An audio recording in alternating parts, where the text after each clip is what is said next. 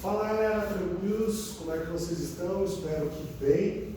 Então hoje nós temos a segunda aula do segundo bimestre da unidade 4 agora, certo?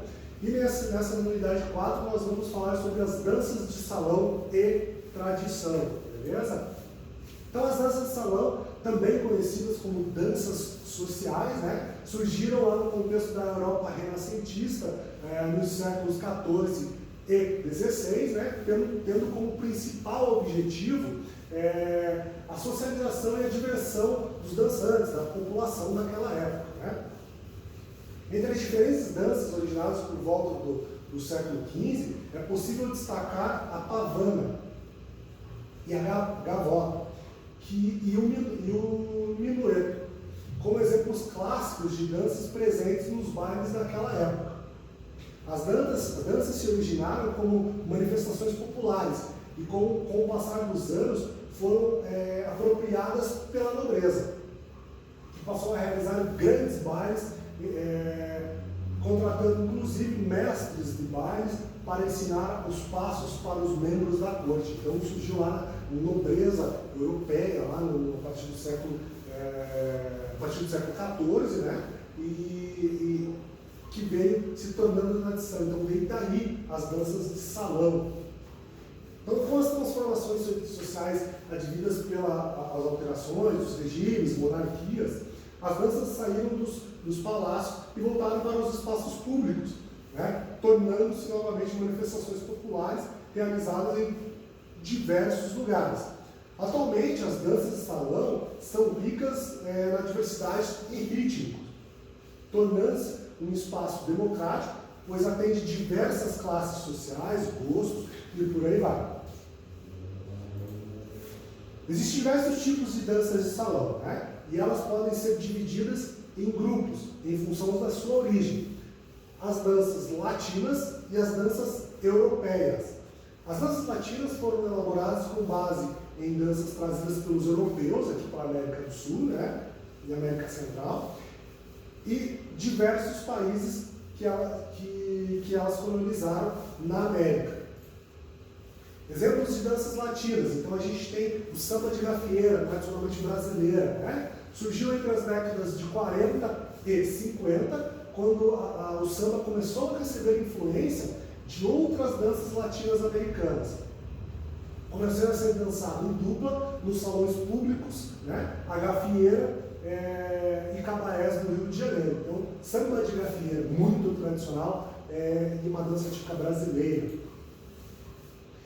Outra, o soltinho. Então, é uma dança muito divertida e animada, que no Brasil teve origens nas gafieiras, né? Também é conhecido como swing, pelo balanço descontraído, e de acordo com alguns professores de dança, é uma variação do fox americano, interpretado de forma bem particular no Brasil, né? Ela é acompanhada por um gênero musical específico e deve ser dançada com ritmos que sejam semelhantes ao rock ou que tenham balanço. Também uma dança tipicamente brasileira, ok? A rumba, dança surgiu nos bairros pobres de Cuba, é fruto da mistura das culturas africana e espanhola, e é uma dança muito animada e dinâmica. No ano de 2016, foi reconhecida pela Unesco, Organização Mundial Nacional das Nações Unidas, para a Educação em Ciência e Cultura, né? Como patrimônio imaterial da humanidade, recebendo a autoestima e a resistência do povo cubano. E dentro das danças latinas, então, também temos o tango, né? Assim como o samba e a rumba, o tango surgiu nas camadas populares, passando da marginalidade para o sucesso internacional. Como as demais danças latinas, surgiu da mistura de diversas influências africanas e europeias, que faziam parte da cultura do Rio da Prata, na Argentina. É uma dança muito forte e emocionalmente com passos firmes e precisos. Também é considerado patrimônio imaterial da humanidade pela Unesco. Então, o tango era dançado pelos povos, né? Dos guetos, né? Na Argentina. mentira, mas ela se tornou tão popular dentro da Argentina que se tornou, hoje considerada uma dança clássica, vamos dizer assim, né? Da Argentina, muito bonita e mundialmente conhecida. Já as danças europeias, nós temos o passo doble, né? Que o nome faz referência ao passo acelerado da infantaria, que deu origem à dança. Ela é uma apresentação das touradas espanholas, uma representação, né, das touradas espanholas, na qual o homem representa o touro e a mulher a capa do toureiro. Então, nas suas movimentações, ela representa como se fosse a capa onde faz o desvio do touro. É um movimento muito delicado, né, e clássico. Né? Outra dança europeia é a valsa, originada na Áustria e da Alemanha, ganhou popularidade quando passou a ser usada pela elite nos salões de Viena, na Áustria.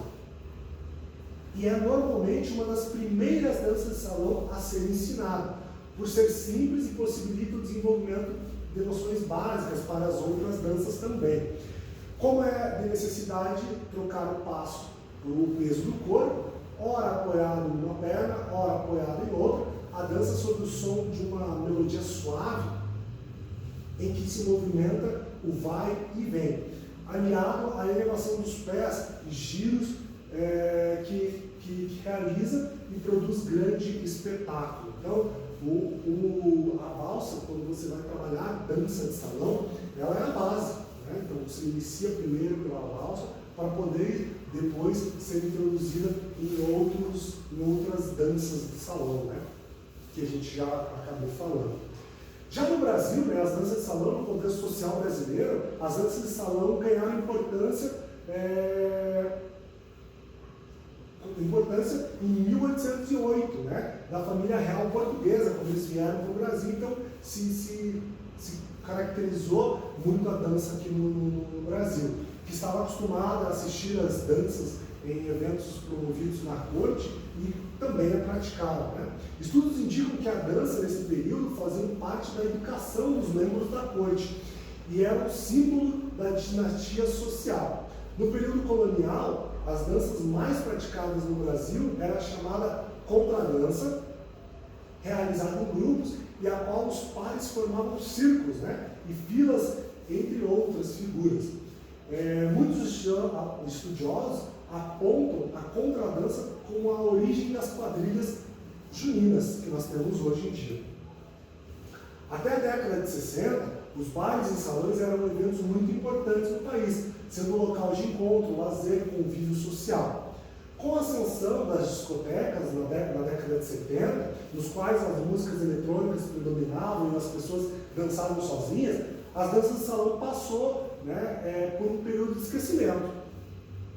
E a lambada, com a fusão dos ritmos caribenhos, com o merengue, com danças brasileiras, como o forró e o carimbó, nos anos 90, fez com que a dança de salão ela retomasse, voltasse a ser popularizada e ser executada pelo Brasil com mais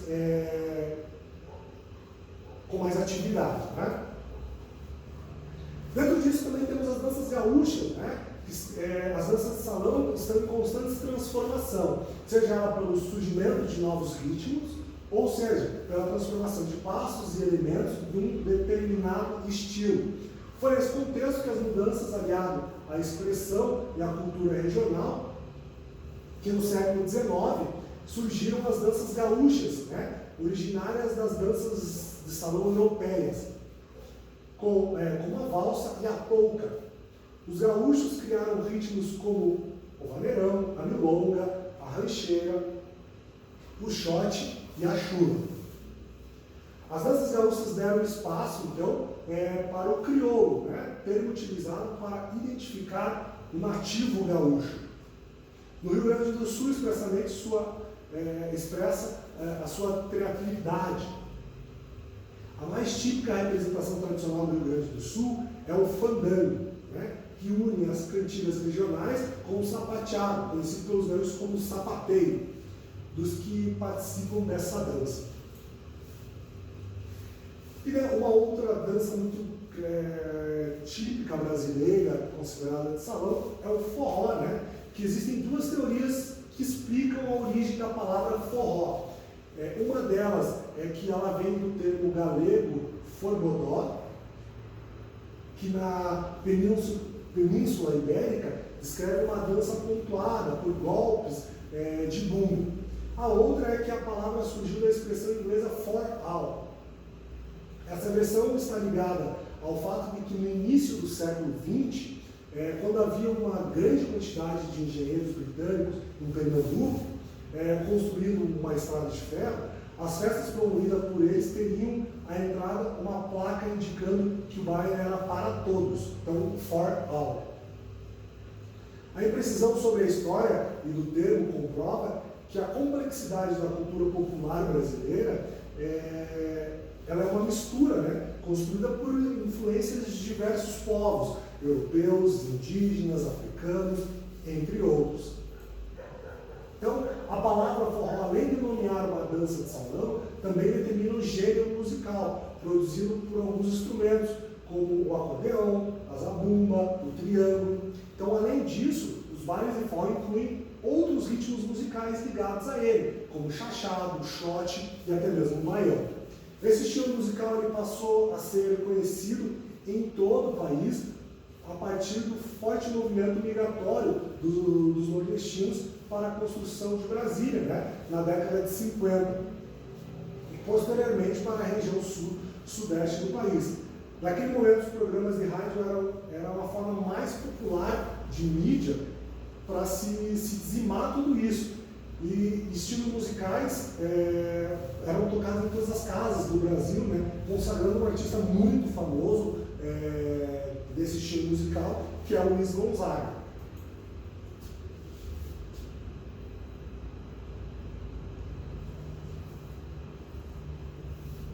Então, o estilo de forró é influência da mídia, porque ele se tornou tão conhecido no país, né? Assim como os demais elementos da cultura, esporte, música e moda, por exemplo, as danças também sofrem influência da mídia.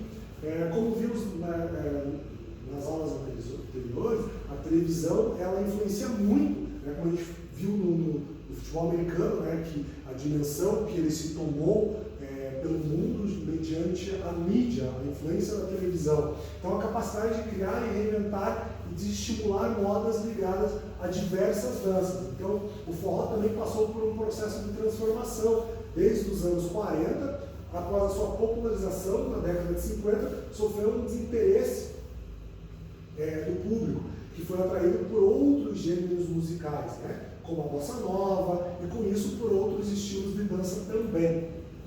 Até a década de 70, as canções de forró tratavam de temas ligados à vida no Nordeste, especificamente. Porém, junto ao movimento retomando o gênero na década de 90, passou a diversificar temas, instrumentos musicais e ritmos, elaborando novos estilos, como o forró universitário, que recebeu esse nome em função do novo público que alcançava, né? Jovens das grandes cidades e que já não tinham a mesma relação de identidade com os nordestinos naquela época, né? Com o público da década de 50 e 60. Então, além dos forró universitário, também surgiu na década de 90 o forró eletrônico, que valoriza outros ritmos. E é tocado como teclado, passou a fazer parte do sucesso, principalmente do norte e nordeste do país. Mesmo com essas novas versões, o forró tradicional, mais ligado à identidade nordestina, mesmo mais o forró raiz, como é construído a partir das canções de Luiz Gonzaga, ainda permanece e agora é chamado como forró pé de serra, o qual mantém as tradições e a sonoridade dos acordeões, que é muito forte, a zabumba e o triângulo. Certo? Então, essa é uma característica muito grande do forró. Dentro disso, a gente falou um pouquinho então sobre as danças, começou com as danças de salão dos estilos mais clássicos, criado, na verdade, pelos europeus e trazido para a América do Sul, que daí houve essa migração, essa junção, e houve dentro desse choque de cultura, houve essa transformação da dança de salão, especificamente no Brasil, né? Porque teve essa mistura de várias gerações, de vários tipos de cultura, com as danças clássicas, mais para a dança mais rastapé, como se diz no forró. Beleza, galera? Então, nossa aula de hoje é isso, tranquilo? Logo abaixo aqui, vocês vão ver o link com o formulário para vocês responderem referente a esse conteúdo da unidade 4. Se tiver dúvida, volta o vídeo lá. Se continuar na dúvida, dá uma lida também na sua apostila, que tem todo o conteúdo lá. Beleza? Galera, até uma próxima, espero que fiquem bem e até mais.